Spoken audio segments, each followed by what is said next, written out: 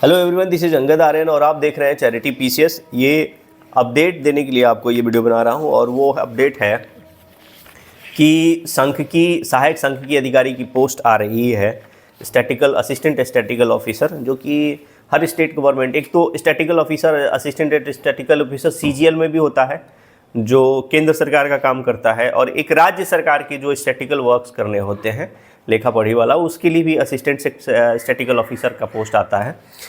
और इस पोस्ट की उम्र सीमा क्या रहेगी, उसका सिलेबस क्या रहेगा, उसकी योग्यता क्या रहेगी, और इसके वर्क पे भी थोड़ा बहुत हम लोग बात करेंगे। तो 3-4 पॉइंट है, आप लोग पेन पेपर है तो ले लीजिए और नोट डाउन कर लीजिए, क्योंकि अभी आने में समय है। 700 के आसपास पोस्ट आ रहा है, तो वैकेंसी आने में समय है, तो वैकेंसी आते ही आपको काम पे लग जाना पड़ेगा, क्योंकि ये वैकेंसी जब भी आएगी, इतना मान के चलिएगा कि इस वैकेंसी को क्लियर कराने का जो मोटो होगा सरकार का, आयोग का, वो होगा कि 25 नवंबर से पहले 2025 नवंबर से पहले ये आपके हाथ में नौकरी दे दी जाए। क्योंकि ये सरकार जिस प्रकार से वैकेंसीज ला रही है और जिस प्रकार से उसे मतलब एकदम मोटिवेटेड हो करके या प्रोजेक्टेड हो करके इस वैकेंसी को क्लियर करा रही है, उस पर आप लोग देख ही चुके हैं। बीपीएससी हो गया, हर जगह हो गया, जिस तरह से फोकस होकर के रिजिड होकर के काम कराया जा रहा है।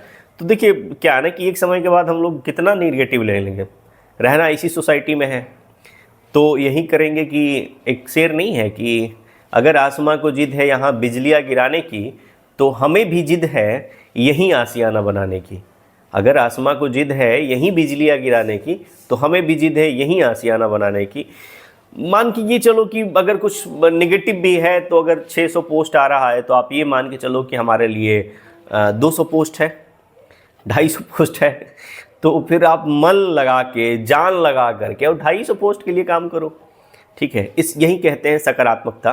कि देखिए, जिसको आप बदल नहीं सकते, जिस पे आप काम नहीं कर सकते, उसके लिए आप प्रेरित होकर खुद को अपना विचार बदलें, सकारात्मक हों और मेहनत करें, क्योंकि इससे ज़्यादा कुछ कर नहीं सकते हम लोग। जितना था बीपीएससी में कर ही रहे हैं बहरहाल, और कब तक बीपीएससी का रोना रोते रहेंगे हम लोग। मूव ऑन तो करना ही पड़ेगा ना, और भी वैकेंसीज आ रही हैं। कभी तो ये घटाएं छटेंगी, कभी तो ये बादल हटेगा, कभी तो सूर्य की किरणें हमको सकारात्मक करेंगी, कभी तो हम ऊर्जान्वित महसूस करेंगे।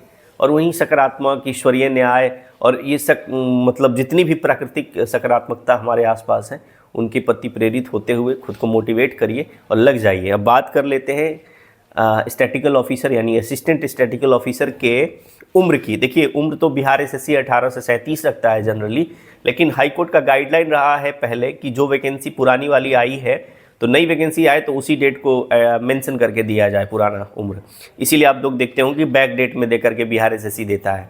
तो बिहार एसएससी की पुरानी वैकेंसी 2020 में आई थी, 2022 में, 21-22 में, आप लोग देख लीजिएगा। तो एक चांस ये बनता है कि इसका जो उम्र सीमा दे 21 से 27, वो उस दिन से स्टार्ट करे।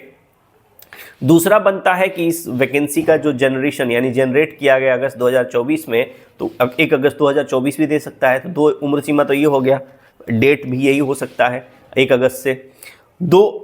तो ये आपका क्लियर हो गया। 21 से 37 बैक डेट में जा करके या अगस्त 2024 में दे करके ये दे सकता है। 21 से 37 अन्य वर्ग वाले भी अपना उसी में देख लेंगे जो उनको छूट लाभ मिलता है।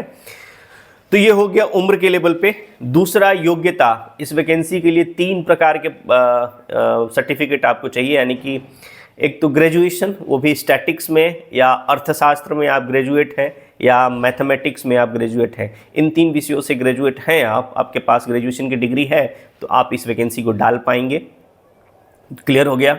तीसरा आता है कि इसका सिलेबस क्या रहेगा।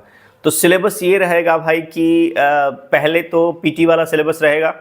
पीटी वाले सिलेबस में जो बिहार एसएससी का सिलेबस रहता है, उसमें 50 क्वेश्चन आपका रहता है। मैथ रीजनिंग का मैथ रीजनिंग का 50 नहीं, मैथ और साइंस का 50 क्वेश्चन। ठीक है, तो मैथ और साइंस का 50 क्वेश्चन, उसके बाद रीजनिंग 50 और जीएस 50, जो ट्रेडिशनल उनका सिलेबस है। मेंस में आपको देखने को मिलेगा, पीटी क्वालिफाई करने के बाद आपको मेंस जब लिखवाएगा, तो उसमें अब राइटिंग के लिए क्या कर सकता है, मुझे सब्जेक्टिव ले सकता है, नहीं ले सकता है, इसका बहुत ज़्यादा आइडिया नहीं है, क्योंकि अभी इसका गाइडलाइन बना नहीं है।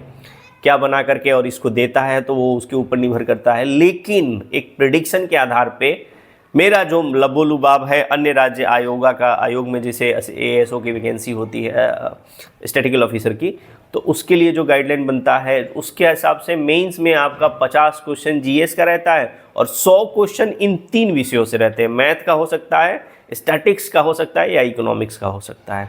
तो और देखिए उसको कैसे करेगा वो मेंस को, तो वो तो जब तक नोटिफिकेशन नहीं आएगा तब तक क्लियर नहीं हो पाएगा। लेकिन ये पीटी और मेंस हो गया। कार्य इसका जो है वो राज्य सरकार के स्टैटिकल डिपार्टमेंट से जो रिलेटेड डाटा आंकड़े रहेंगे उनको ऑडिट वगैरह में करने के लिए हेल्प करने का यही रहता है तो स्टैटिकल का। और वेतनमान का मैं आपको बता दूं कि जब से 8th पे कमीशन लगने जा रहा 2026 से, तो वेतन के बारे में तो पूछना ही मत आप लोग।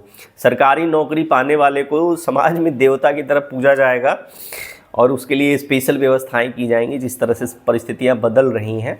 तो सरकारी नौकरी पा जाओ, आखिरी आपके लिए उम्मीद है, क्योंकि आने वाले समय में सरकारी नौकरियां मिलना बहुत ही मुश्किल हो जाएंगी। जिस प्रकार से ये सरकार वैकेंसी ढूंढ ढूंढ के ला रही है ना, एक बहुत बड़ा सूखा पड़ने वाला है सरकारी नौकरियों का। मैं तो यही सोच रहा हूँ कि आने वाली जो सरकार होगी वो कहाँ से वैकेंसी लाएगी। तो ऐसा ही होने वाला है, चूँकि लिटरली है ना यार, एक बार जो जॉब में चला गया वो 50, 55, 60 साल के लिए चला जाता है, तो वो वैकेंसी उतना जल्दी, और रिटायरमेंट में भी जल्दी जल्दी रिटायरमेंट होता नहीं है, हर साल टाइम लगता है। तो इसी तरह से और आएगी वैकेंसी, ऐसा नहीं कि सरकारी नौकरियां नहीं आएंगी, लेकिन मात्रा उनका घट जाएगा। तो ये सुनहरा मौका है। अभी CGL 4 भी आने वाला है, इंटर लेवल भी आपका चल रहा है। BPSC में जो लोग हैं वो लोग भी मेंस जो जिनको मिलेगा वो मेंस वगैरह दें। 71वीं में भी अच्छी वैकेंसी आएगी, उम्मीद करता हूँ। तो इस प्रकार से सकारात्मकता बनाए रखिए, मोटिवेट रहिए, अपने आप को इनलाइटेड रखिए, चार्ज रखिए और पढ़ते रहिए, व्यस्त रहिए, मस्त रहिए। लाइक कमेंट करके ज़रूर बताना, अगर आपको कुछ वीडियो में कमी लग रही है तो कमेंट करके ज़रूर बताना कि क्या कमी लग रही है और कैसे अपग्रेड किया जा सकता है इसको। मिलते हैं अगले वीडियो में, तब तक के लिए धन्यवाद।